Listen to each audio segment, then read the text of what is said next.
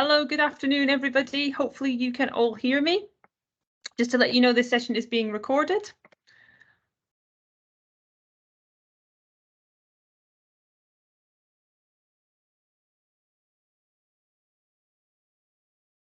And we're just getting started. So my name is Nicola Davidson, and I'll be your presenter for this afternoon. So hopefully, like I say, you can all see and hear me okay, and you can see the slides. So welcome to Climate Action Week on behalf of Keep Scotland Beautiful as part of our Climate Action Schools programme. So let's get started by just starting with a bit of an introduction to Climate Action Week and what's going to be happening this week. So this week is Scotland's Climate Week. So Climate Week is a global event which Scotland takes part in this week. And there's lots of activities encouraging climate action across the country. The same week, it's the Great Big Green Week, which is a celebration across the UK of action on climate change. So that started last Saturday on the 24th, and it will run till this Sunday. And here in Scotland, we've got over 1,000 different events taking place as part of that. So go and have a look at that if you don't know anything about it. So a year ago, COP26 was in Glasgow. So just under a year ago, because it was in November. And this year, COP27 is going to be in Sharm el-Sheikh in Egypt. And so as part of the transfer of this amazing climate summit from Scotland to Egypt. Oh, no worries. Thank you very much, Karen. So I'm just checking. We've just got a bit of a sound issue. But as part of the transfer from Scotland to Sharm el-Sheikh, we're having an amazing event called Running Out of Time. So it's a relay that's going to be carried all the way from Glasgow to Sharm el-Sheikh. So if you can come along to our assembly on Friday, please do so, because we're going to have the start of the Running Out of Time relay live from Glasgow Green with our very own amazing Katrina Ray. And we will also be live in a school in Glasgow with First Minister Nicola Sturgeon, fingers crossed, provided everything goes to plan. So if you can join on Friday, that would be amazing. So what we would like you to do as part of your climate action. So as part of Climate Action Week, we've got a series of challenges for you. And we're going to talk a bit today about the concept of working together and how that's the best way to combat climate change and also other associated environmental damage done by humans.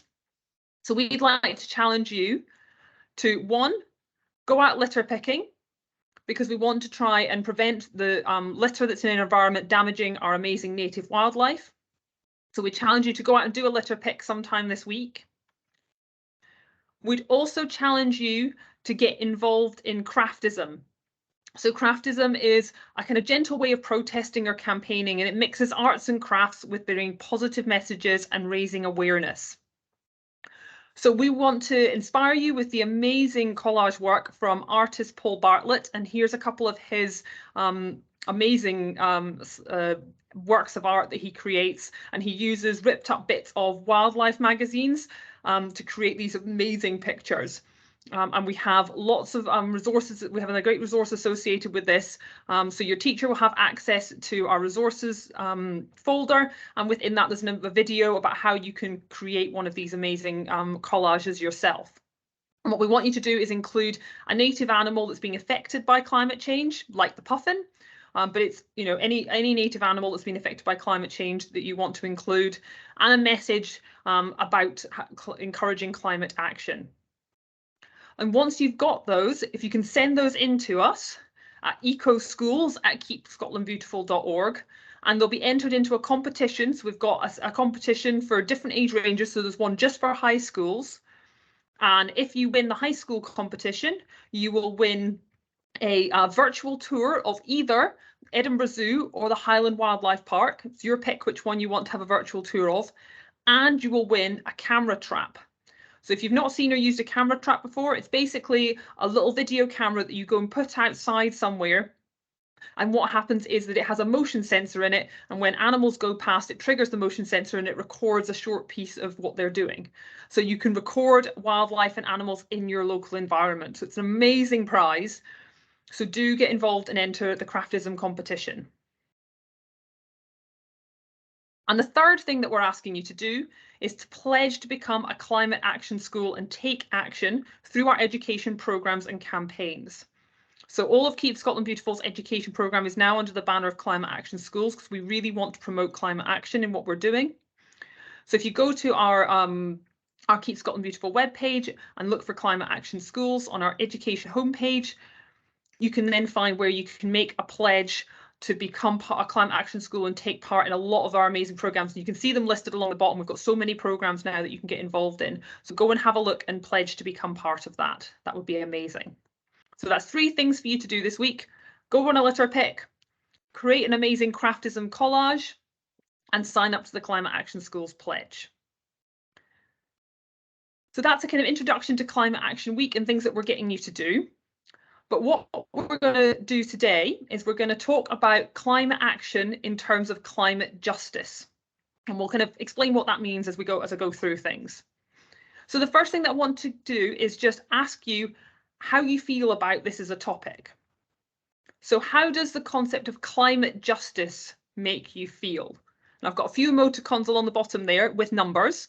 I want you to pick which one you think most resembles you. And you can just do that in your head, or if you want to, you can share it in the chat here as well. Ask your teacher to tell your teacher what you think, and it can be shared in the chat. I'm just going to have a think. How does climate justice make you feel?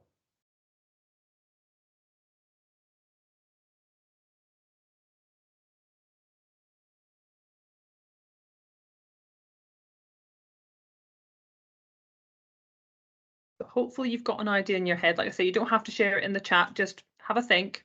And we're going to come back to that at the end. And hopefully you'll be feeling a little bit more positive and hopeful after what we've talked about. So today, the things that we're going to be covering, we're going to talk about the human footprint and what that kind of is, what impact we have on the world around us. Then we're going to relate that to climate justice and what climate justice means, because there's lots of different definitions out there. So we're going to give you ours. We're going to think a little bit of history, not too far back, but a little bit of history about how we got to this point, how we got to the point of the way that the world is kind of structured that has made climate change more of a problem and makes climate justice more of an issue. And then we're going to finish up by what we can actually do. So what can we do as active citizens to change things and find some hope where sometimes it can feel a little bit bleak.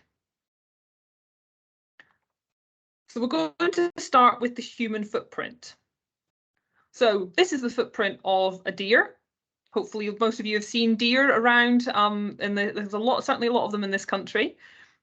So this is a footprint of a deer. So this represents basically all living things on the planet. So all animals, all plants indeed, have a footprint. They have an impact through being alive. And the footprint in this sense is kind of the imprint their lives leave on the earth. So we can think about, in terms of deer, we can think about them eating, things that they consume, and things that they excrete, so urine and feces. We can also think about damage that they might do through just their movement, so leaving these hoof prints in the ground and interactions with their environment. They're going to influence and impact lots of their environment.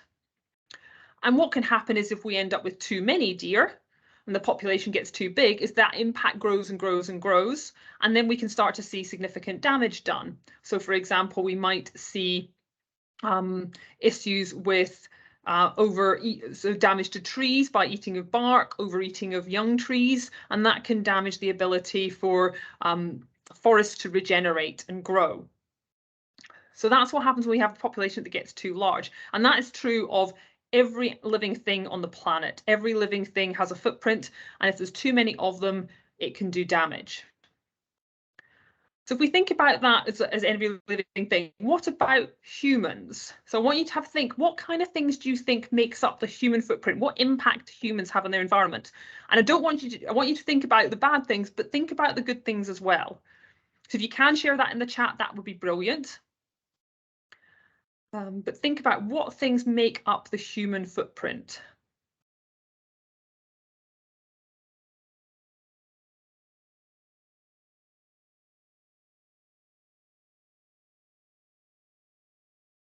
What kind of impacts do we have on the world around us?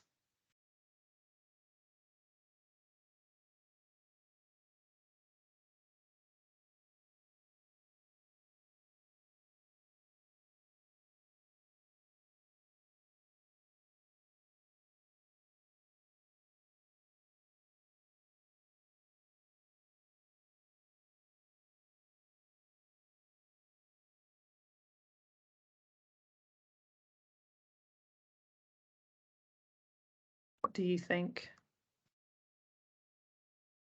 Like Kat says, don't be shy.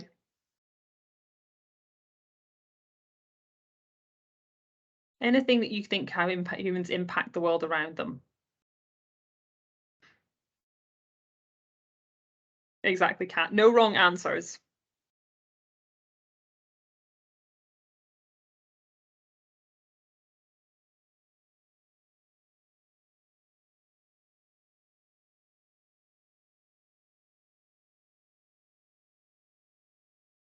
There we go.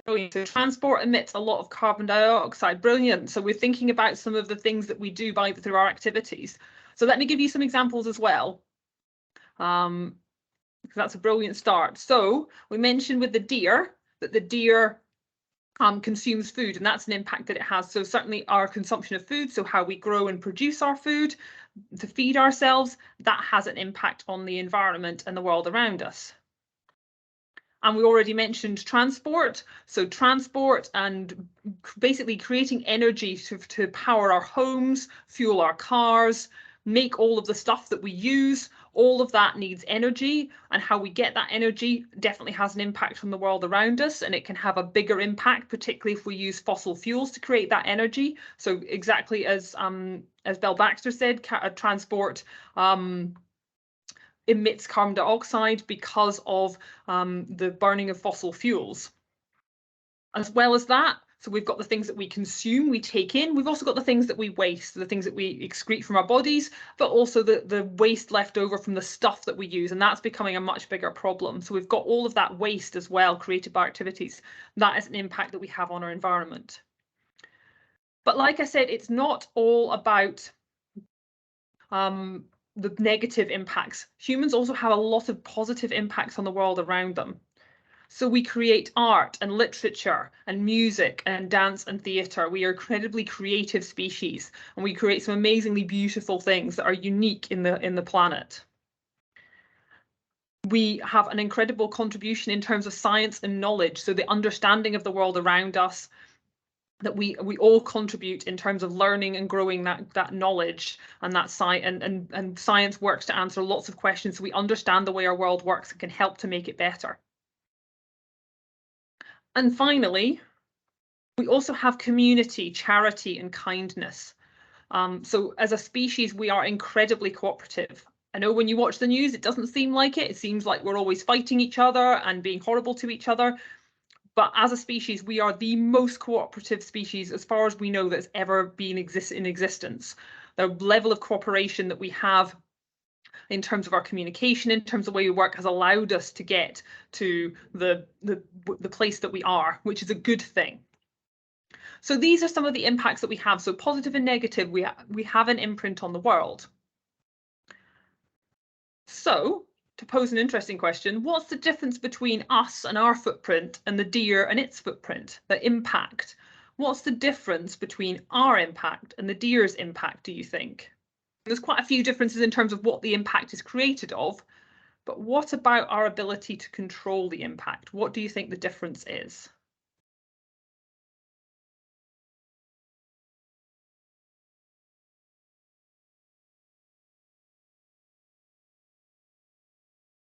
Everyone's been quite quiet today.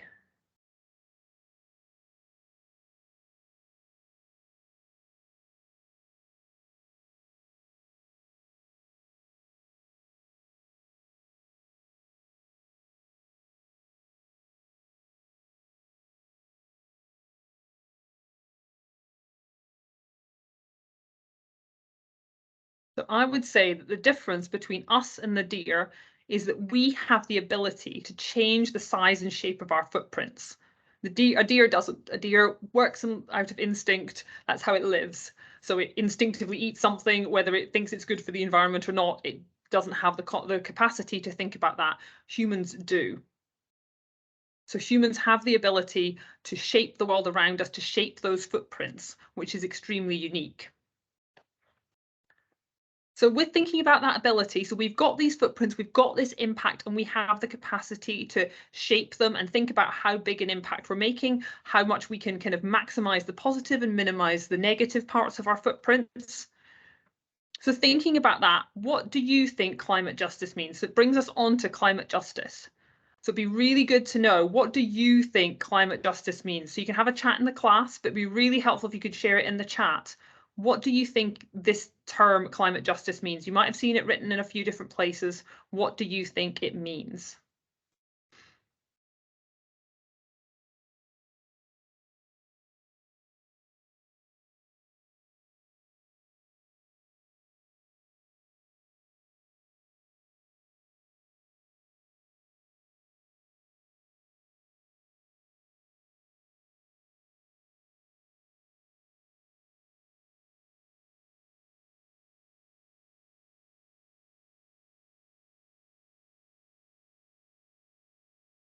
Okay, so everyone's feeling a little bit quiet today. So I'll keep going. So in terms of what climate justice means, there's lots of different definitions. We can see someone's typing, so I won't give the answer just yet. But there's lots of different ways of defining it. So there's not really a right or a wrong way of defining climate justice. So it just would be interesting to know how you think you would define it.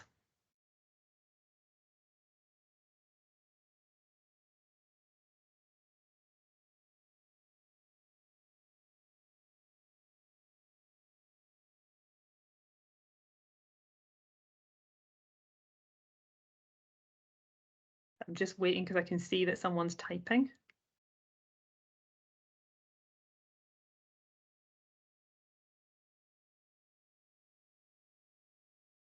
There we go. So developed countries are polluting, but developing countries are dealing with the consequences of our actions. Brilliant. Thank you very much. So yes, so we have this kind of concept that we have wealthier countries and less wealthy countries, and that often the people who are polluting are not the ones that deal with the concept of the realities of that pollution, which is brilliant. That's a really good way of thinking about it. And so really that comes down to the kind of concept, doesn't it, of kind of inequality in terms of climate change, and also thinking about sustainability as well. So trying to make things more sustainable, so less of that pollution.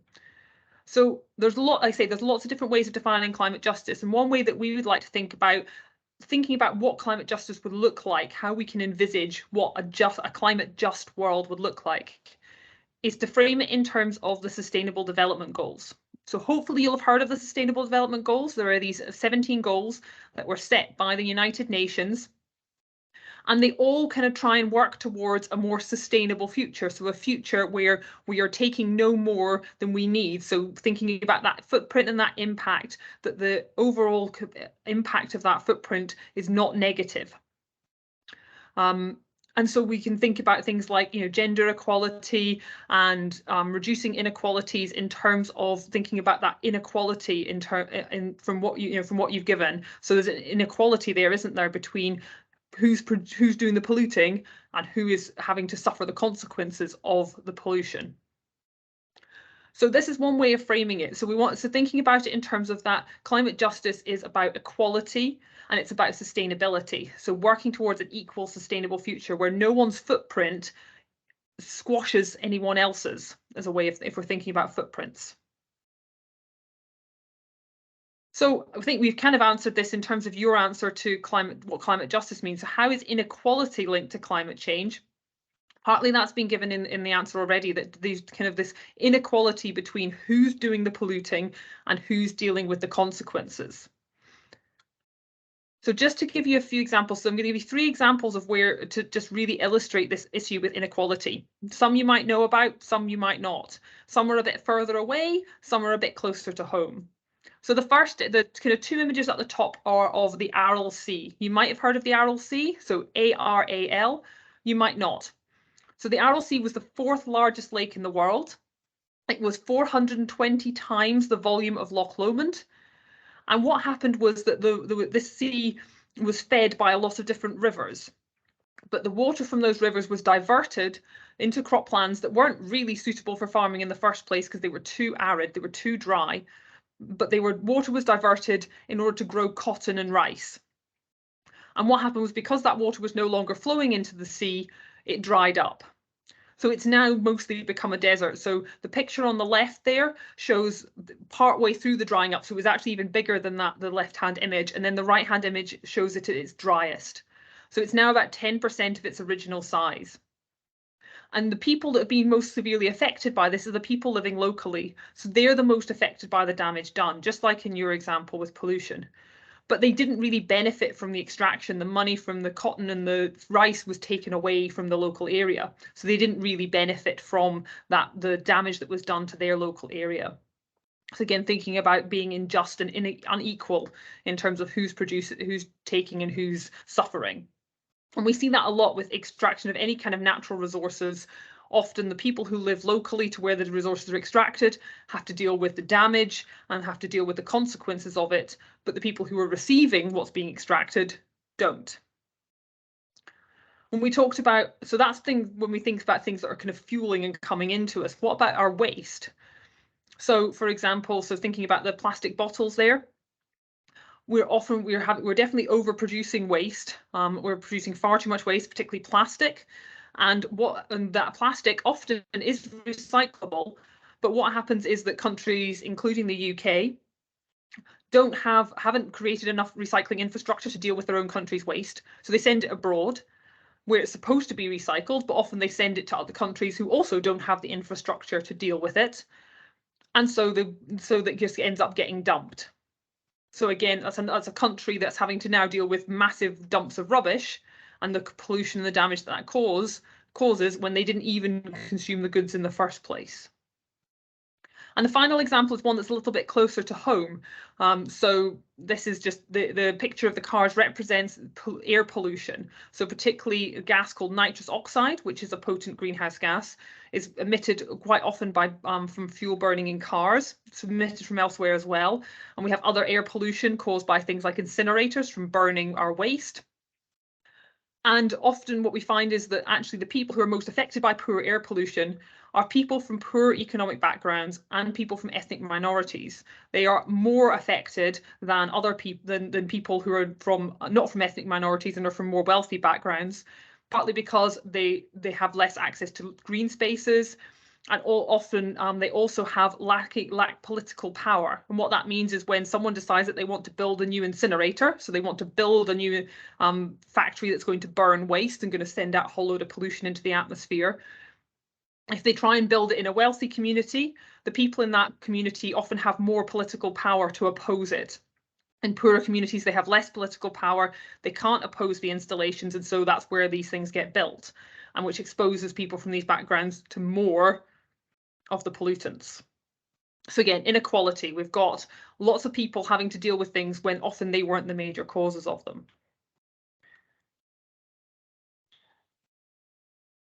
So how did we get to this point? So we've identified a whole lot of problems, a whole lot of issues with the human footprint, the negative impacts in terms of how we are using and consuming things. So how did we get to this position where this was how things were done? So how did we get here? So what happened was we started with a linear system. So that was how things worked in the past. And it's actually how most animals really kind of live. They don't really think about trying to recycle and things. But we started off with this linear system, this kind of instinctive linear system. So this is an image taken from The Story of Stuff, which we're going to play a little clip of in a minute to illustrate some more of these points. It's a really amazing video. And this is just a little image from it, just to show you this kind of linear system. So we start on the left with extracting natural resources and the damage to the environment that can do, with then producing stuff using those resources. It then goes to shops where we're encouraged to buy it. And then we buy it. So that third little arrow along from the left, that's the really key one, because that's where we're coming along and we're buying things. And when we buy things, they go back to our houses. We fill up our houses with stuff, and then once we're done with them, they go into the bin. And what happened was, so this is basically basic consumerism. So the idea is that our purpose is to kind of buy goods and we just keep consuming things. And this was a deliberate choice. So post World War II, this was a choice as an economic model. So a way for countries to make money and to be productive was to create and sell things. But the problem is that in order for this to keep going, we have to create things and buy them and use them and get rid of them at a faster and faster and faster rate, which is exactly what we've been doing. And it's got to the stage that actually only 1% of the stuff that we buy, so if you think about whenever you go into a shop and you buy something, only 1% of what you buy will still be in use 6 months later. So most of what we are buying is just going straight through the system and out the other end. So like I say, this model, so this way of working demands consumption. We need to keep buying and buying and using and using and using, which we just don't have the resources to do.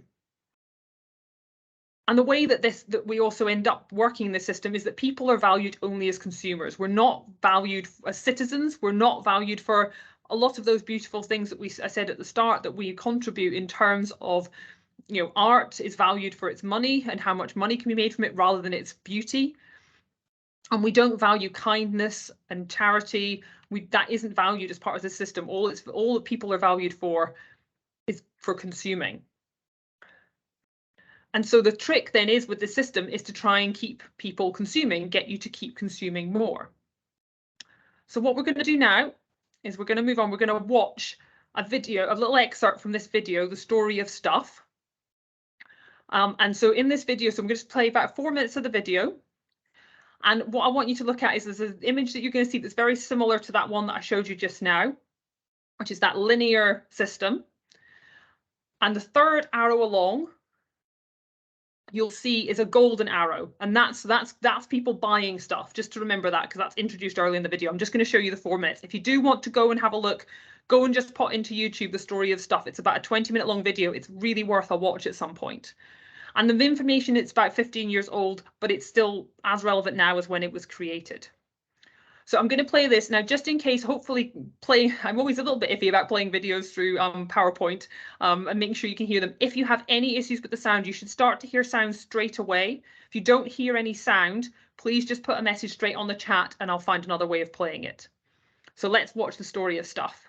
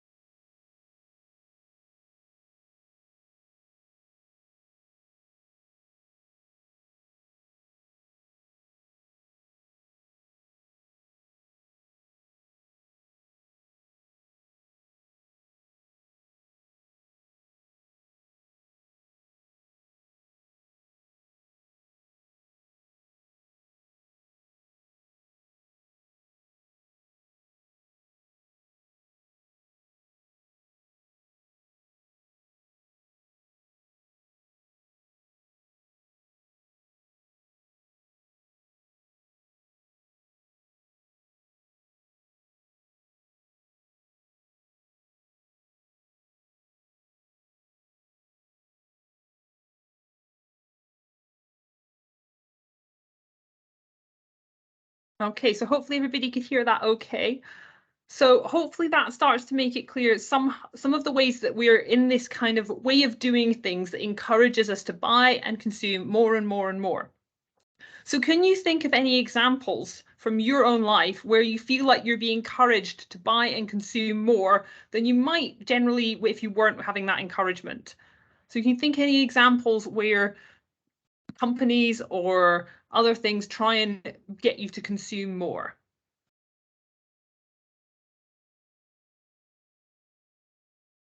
So I can give you an example to start off with. So quite often if you go into shops, you'll see a lot of deals on, so sales or buy one, get one frees. And it sounds great. It sounds like almost sounds sometimes like the shops are doing you a favor because they're giving you this amazing deal. But all that is really doing is just finding a new way to get you to buy more stuff. You feel great. It gives you a dopamine surge and you feel really good because you've got this amazing deal and you did really well. But you just bought something that you might not have bought otherwise. So is that encouraging you to buy more stuff? Can anybody think of any others, any other examples where you might be encouraged to buy more things, or where you felt you bought something when you wouldn't have otherwise bought it?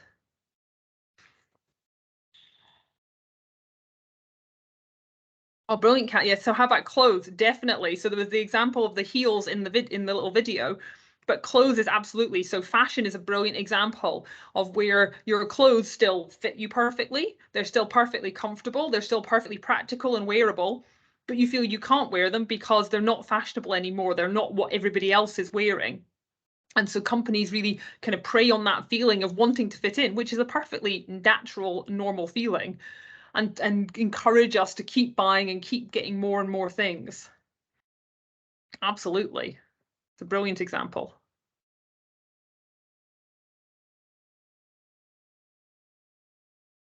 Kat's got all of my good examples. Mobile phones, yeah, there we go. Yeah, so two at the same time. Now, this is a really, I think you've both been reading my presentation because this is a really excellent example. So yeah, iPhone's only allowed to update after new model has been released. So the phones are exactly the same on the inside, but the new updates come out.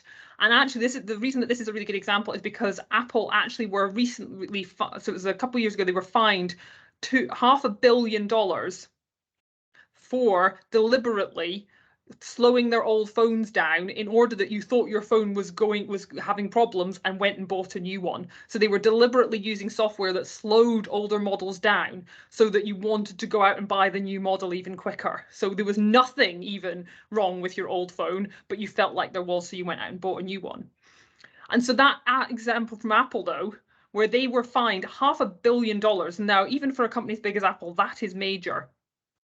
That was because lots and lots of people got together and worked together and they used their collective power. So as individuals, often we feel like we don't have that much power, but as collectively together, we can make really, really big changes. And part of the reason that we know that working together is a good way of doing things is often what you find is that those who want to keep you consuming, so basically those who profit from this linear system, from this system of keep buying, buying, buying more and more and more, grow and harvesting the profits from that, they want to focus on individual action because individual action is good and it will make a difference, but it's not that big a difference and it doesn't harm the companies that are trying to encourage that. So just as an example of this, does anybody know who promoted the concept of carbon footprints? So you'll have heard a lot when we're talking about climate action about carbon footprints and about minimizing your carbon footprint, which is a really good thing to do to try and think about our individual footprints and minimizing the impact by minimizing the amount of greenhouse gases that are released as part of what we do. But why do you think that we all know quite so much about carbon footprints? Why do you think it's such a buzzword? How did it become part of almost our kind of our daily language? So I'll tell you who actually promoted it. It was BP, so British Petroleum, which seems an unlikely ally in the fight against climate change. But the reason that BP really promoted this is because by focusing on things like us, so our individual footprints, our individual impacts, it takes the pressure and the spotlight away from them. So we don't blame the companies, we blame ourselves. And we fight between ourselves as to who's got the lowest carbon footprint and who's doing it right and who's doing it wrong, rather than working together, because when we work together, suddenly we start to win. So what I really would like you to take away from today is that absolutely do all of the individual actions, because they all really do make a difference. By adding it all together, it really does. But think of it as just a tool in the toolbox of what we're going to need to do in order to fight climate change and to bring climate justice globally. So if we want climate action, we want climate justice, we're going to need to start working together a bit more. And I know that can seem really big and really huge and really scary. And then I hear quite a lot of people saying things like, but there's just too many problems and they're too big to solve. Right, we can't do anything about this. It's just too much. And I would actually say wrong. And to prove that, I'm just going to give you a few examples of things that have changed in my lifetime. I'm not going to tell you exactly how old I am, but I'm not that old. But things that have changed in my lifetime due to people working together, collectively acting on things, and really actually making a massive difference in terms of impact, in terms of reducing that footprint, that impact on the environment, and making the world more just. So when I was at school, and I know that from people from Bell Baxter are here today, so that was actually my school. So I went to Bell Baxter, and when I was at high school, I was taught about a lot of problems that were in the world, and some of them included acid rain, which is where pollutants released by industry mix in with the water in the air and turn into sulfuric acid, and the acid rains down and damages trees and plants and waterways and kills animals. I was taught about the massive hole on the ozone layer over the South Pole. I was taught about dwindling whale populations from whaling. And I was taught about atomic bombs being exploded and tested in the atolls, so the islands in Asia and Australasia. And all of this was going on. But in my lifetime, people worked together and they changed all of this. So the acid rain is pretty much a thing of the past now. There are still some countries, particularly countries like China, that haven't quite got on top of their pollutants and still have some acid rain. But in Europe, in America, in other countries, they've got on top of this. They've stopped releasing these pollutants, and the waterways and forests that were damaged by acid rain are now recovering. In 1987, a historic protocol was agreed, the Montreal Protocol, which countries signed up to phase out CFCs, or chlorofluorocarbons. And the hole in the ozone layer is now closing, and it's due to be healed by 2060. So something that was terrifying when I was growing up, the thought of the hole in the ozone layer, is now closing, and it's due to be healed within my lifetime. In 1982, commercial whaling was banned, and humpback whale populations have grown from 10,000 at a low to up to 80,000 now. And finally, in 1996, testing of nuclear weapons was banned. No one's allowed to test nuclear weapons anymore, and the amount of radiation and damage that was released from that has been reduced.